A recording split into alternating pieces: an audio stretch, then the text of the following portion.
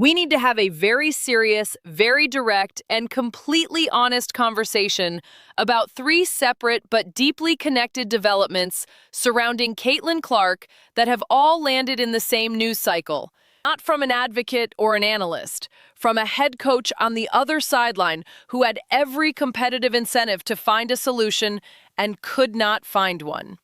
And what Brondello described, the ability to score, the ability to get everyone else involved, the complete offensive package that makes Clark different from every other guard in this league, is exactly the analytical argument that the fan community has been making all season, while the internal Indiana Fever organizational environment has struggled to even acknowledge Clark's contributions in post-game settings. Let that specific contrast exist in full analytical clarity. Coach, just quickly, it looked like the defensive strategy was working on Caitlin Clark a little bit there in the beginning, but she was affecting you in the other areas like assist and stuff like that. What do you think you needed to do to be able to contain her? Yeah, she's a hard guard because she's coming with so much speed in the transition with the high drags. I mean, we're just trying to crowd her as much as we can and then shrink off certain other players. But yeah, she's just crafty. I think, when Slim wasn't there and Julie wasn't there, they were our two main players that were guarding her to a high level. And Maria, she played hard, but, Caitlin is just really too crafty. So, Caitlin's a great player, and she certainly, she created, 14 assists. She's creating for her teammates as well, too, when we started probably ball watching a little bit more. But yeah, we can learn from it and move forward. Sandy Brondello, coaching against Clark, mentioned her more specifically and more enthusiastically in a single post-game press conference than Stephanie White has managed across multiple consecutive games where Clark produced historic individual performances and rescue victories.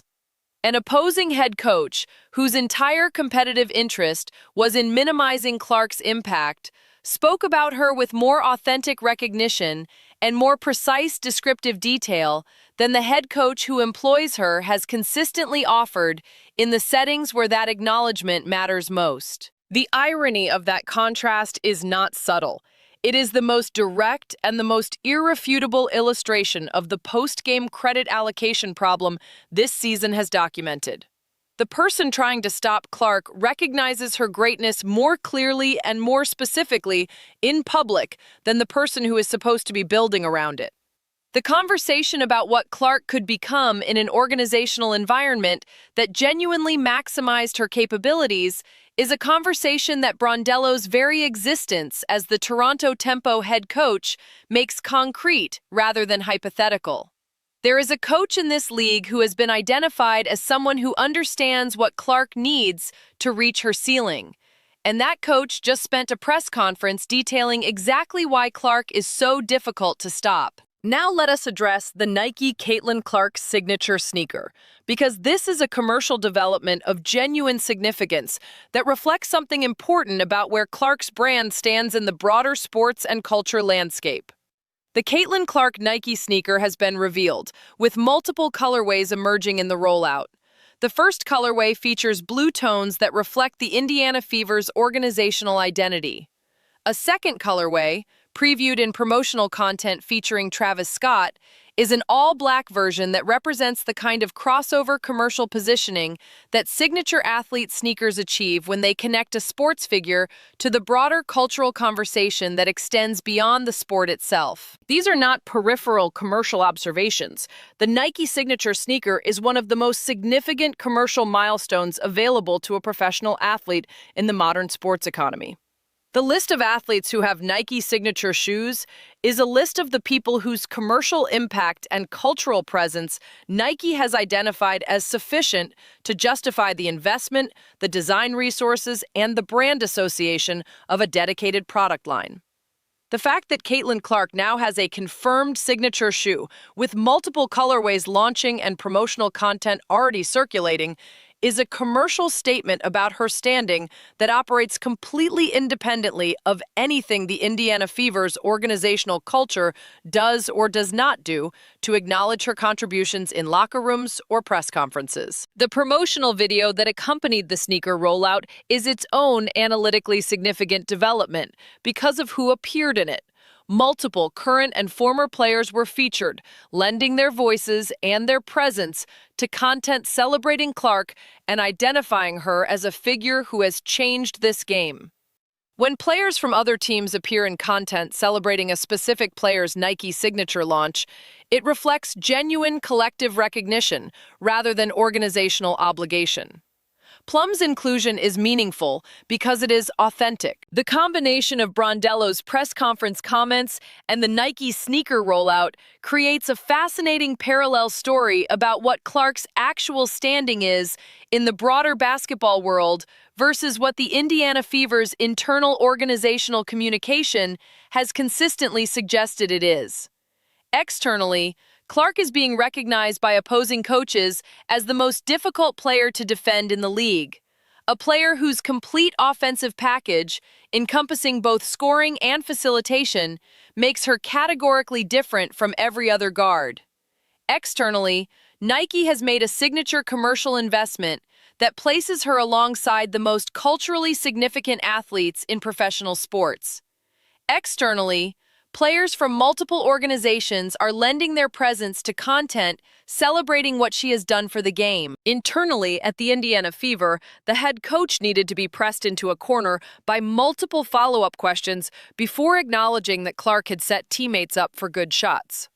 The organization added a dedicated credit delivery function to the locker room because the head coach was not reliably providing that acknowledgement independently. And the sustained organizational silence about the anti-Clark narrative campaign that has been documented across this season continues while the external basketball world celebrates everything that the internal environment has consistently struggled to honor. That gap between what the outside world recognizes about Clark and what the inside of the Indiana Fever organizational environment has consistently produced in terms of acknowledgement is the most significant and the most analytically revealing story of this entire season. And the Brondello press conference, combined with the Nike signature launch, puts that gap in its sharpest possible relief. The specific technical details of what Brondello described in her press conference assessment of Clark are worth dwelling on because they reflect genuine basketball sophistication rather than general praise. She was too fast, too crafty.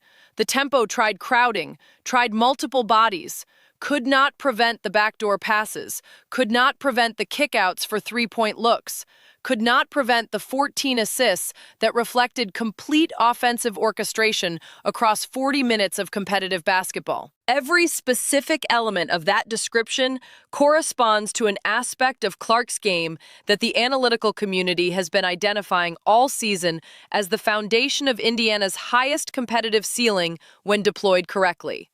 The pick and roll that generates backdoor opportunities. The court vision that finds the kick-out shooter when the defense collapses to the ball. The facilitation that distributes the ball to the right player at the right moment with sufficient regularity that 14 separate possessions converted into made baskets. These are not athleticism-based observations about speed or size.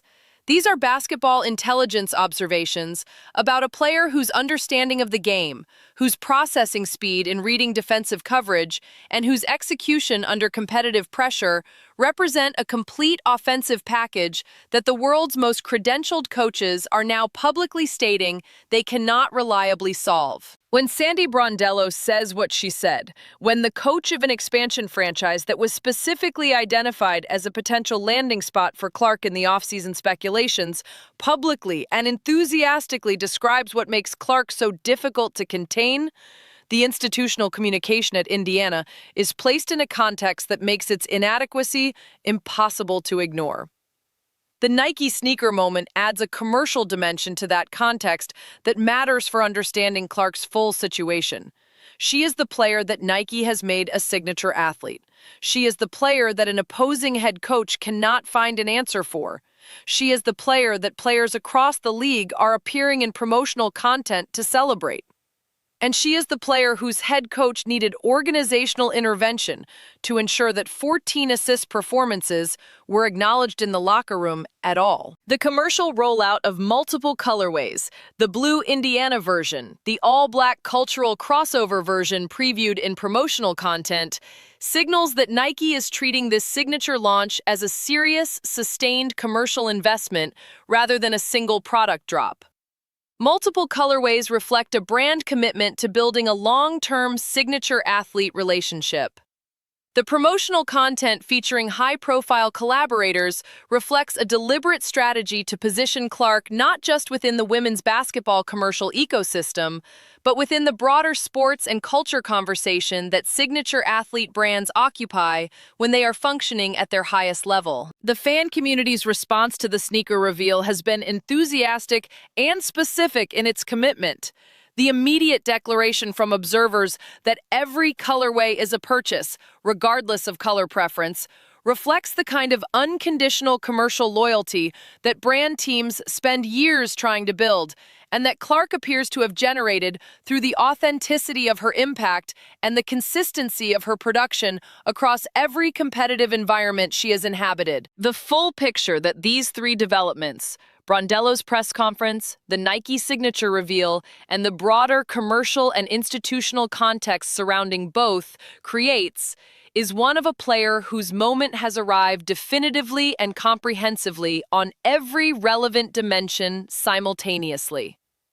The basketball world recognizes her greatness in the most specific and most credible terms available, spoken by an opposing coach with every competitive incentive to minimize her. The commercial world has made the signature investment that marks the highest tier of athlete brand partnerships.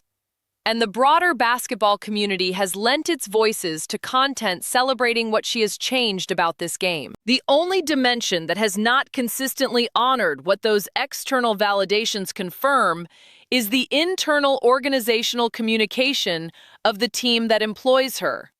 And that specific gap between the external recognition and the internal acknowledgement is the story that Sandy Brondello's press conference and the Nike signature launch together make impossible to view through anything other than its clearest analytical lens. Clark is who the external world says she is. The signature shoe confirms it. The opposing head coach's testimony confirms it. The players from across the league lending their presence to her promotional content confirm it. The Indiana Fever's organizational response to that reality is the remaining story of this season, and the 4-game winning streak that has followed the shift toward Clark-centered basketball is the competitive argument for why that organizational response needs to honor what every other voice in the basketball world is already recognizing. Sandy Brondello said it in a press conference. Nike said it with a signature shoe. The results of 4 wins in a row said it with a scoreboard. Now the Indiana Fever organization needs to say it, clearly, consistently, and without requiring organizational infrastructure workarounds to get it done.